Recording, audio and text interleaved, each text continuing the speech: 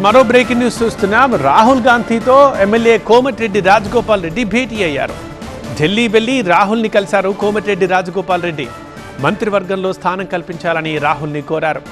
రాష్ట్ర రాజకీయాలు, పార్టీ వ్యవహారాలపై రాహుల్తో చర్చించారు రాజగోపాల్ రెడ్డి.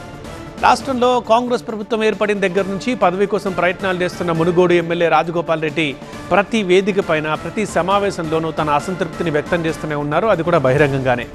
ఇటు రాష్ట్ర పార్టీ నాయకత్వం తీరుపైన, అటు ఢిల్లీ హైకమాండ్ పైన విమర్శలు గుప్పిస్తున్నారు. మంత్రి పదవి ఇస్తారా లేకపోతే లాక్కోవాలా అంటూ హైకమాండ్ ఉద్దేశించి ఘాటు వ్యాఖ్యలు చేశారు తమ్ముడు కోమటిరెడ్డి. సీఎం రేవంత్ రెడ్డిని టార్గెట్ చేస్తూ పలుమార్లు విమర్శలు చేశారు. ఇప్పుడు అలాంటి రాజగోపాల్ రెడ్డి సడన్గా రాహుల్ గాంధీని కలవడం కాంగ్రెస్లోనే కాదు, రాష్ట్ర రాజకీయ వర్గాల్లో కూడా చర్చనీయాంశం అవుతుంది.